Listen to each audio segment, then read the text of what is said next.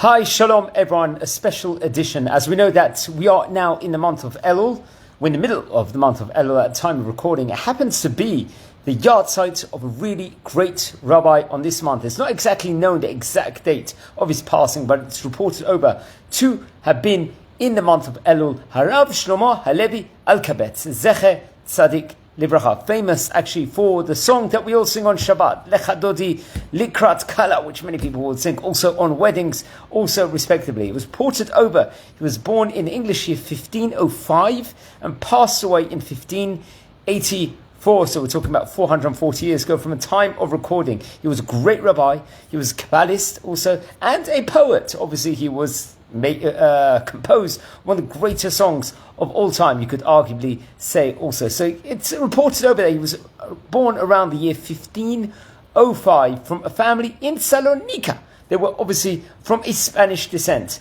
which has been widely reported over. And he happened to be the son of another great rabbi, or great person, Rabbi Moses Elkabetz. That happened to be his father. He was not just a prominent rabbi over there of the first half of the 16th century. He, I believe, also officiated as a dayan, a judge, in Tzfat, also in one of the four holy cities. Naturally, we know Tiberias, Tzfat, Hebron, and Jerusalem make up the four holy cities. So his father was a great rabbi over there. He himself studied under the Torah of Rabbi Yosef Taitazek, I believe his name is, and in the year 1529, he married the daughter of Yitzchak Cohen, who happened to be a very wealthy householder living in his hometown, respectively. Rabbi Elkabetz gave his father-in-law a copy of his newly completed work. At the time, it was called the Manot Halevi. He would then go on to settle in Adrianopolis. I think, obviously, that just from the sounds of the name, that is in modern-day Greece, I believe. 7 kilometers from the Greek and 20 kilometers from the Bulgarian borders. I think it's actually a city in Turkey in modern day now. So it's situated in Turkey to the borders of Greece and the Bulgaria, respectively. He wrote over there various different books, including the Bet Hashem, the Avotot Ahava, the Ayelet Ahavim, and the Brit Halevi also.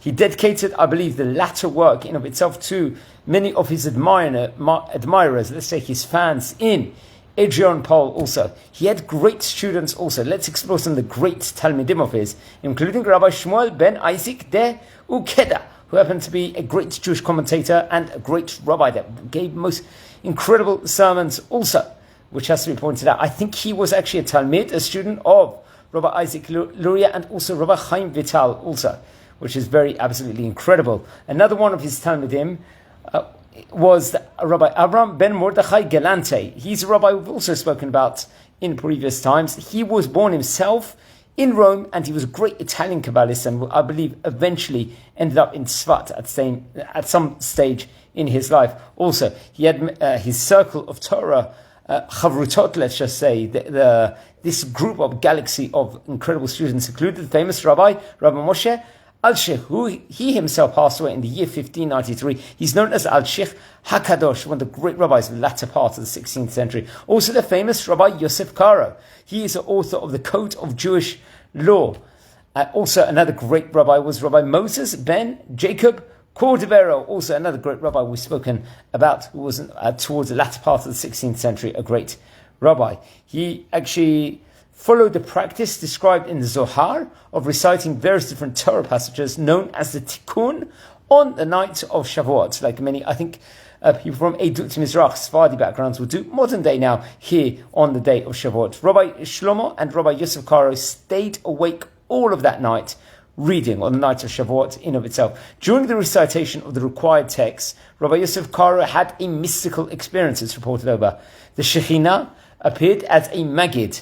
What is a Maggid, friends, over here? It's a Hebrew terminology, let's just say, within regards to a narrator of Torah and religious stories. It's a chaplain of the more scholarly sort, or called a darshan, you can say. The title of Maggid Misha'arim dates back even from the 16th century towards this point in time where Rabbi Elkabetz was a great rabbi.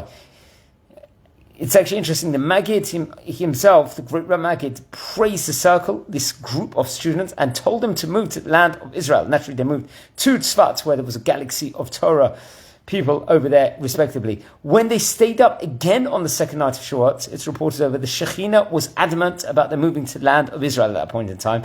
Rabbi Elkabetz actually recorded this account, and before they moved to the land of Israel, he made a incredible sermon, passionate one also, discussing the actual building of the temple in Yerushalayim. Well, at the time would have been the third Beit HaMikdash, and still we're waiting the building of the third Beit HaMikdash, and we're still waiting for Mashiach.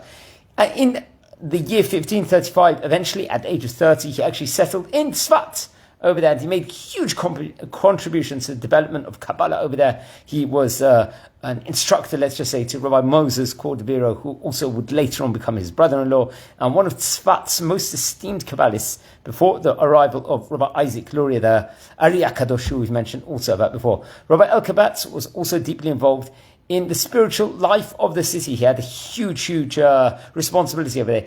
Especially, it's amplified from the authorship of the famous Shabbat song, Lecha Dodi, which a liturgical song, sung obviously naturally do on a Friday night Kebbat Shabbat service in of itself. And it's this actual great influence, let's say, persisted even as Lurianic Kabbalah, which was promoted from the great rabbis, Rabbi Chaim Vital, and another rabbi, Rabbi Yisrael Saruk, would eventually actually eclipse by, let's say, the Cordoverian Kabbalah in popularity and status among the Kabbalists. Also, Rabbi Israel Saruk Ashkenazi was actually a student of Rabbi Isaac Luria and devoted himself at the death of the master to the, propagation of Lurianic Kabbalah also. And he was really among the great cluster of Rabbanim at that stage in time. He was actually burying himself, Rabbi Elkabetz, in the old Tzfat cemetery. Let's explore some of his books we've mentioned about before. The Ayelet Ahavim was completed, I believe, in the year 1532 and published 20 years later in 1552. I think that was based on the Shir Hashem, Song of Songs. Then the Brit HaLevi was on the year 1563, which was a Kabbalistic commentary on the Haggadah. Then Lecha Dodi, the famous song 1579, obviously the hymn that we sing at the inauguration of Shabbat. There was a Manot HaLevi, which was completed in the year 1529, eventually published in the year 1585, which is a book on Esther, the story of Esther, the problem story, or Tzadikim, which is the sermons. The Shoresh Yishai also, which I believe was completed in 1552, eventually published in 1561. It was a book of Ruth, which we obviously read during the time of Shavuot, respectively. Also, he also made many manuscripts, various different manuscripts, including the Aperion Shlomo, Beit Hashem, and Beit Tfilah also, and the Divrei Shlomo, which was known as the writings in of itself, and the Lechem Shlomo also, which was guidelines for sanctifications of meals according to Kabbalah. Also, Na'im Zemirot, which was based on Tehillim. Then there was a Pitzei Ohev, which was a book based on Job. Also, then another manuscript was a Shomeh Emunim, on the principles of faith, and obviously the Sukkot Shalom of Avotot, about on the Torah itself, respectively. So it is his Hilula this month. We don't know the exact date. Now, friends, I would like to dedicate this Refuah Shlema to Rav Natan HaKohen ben Esther.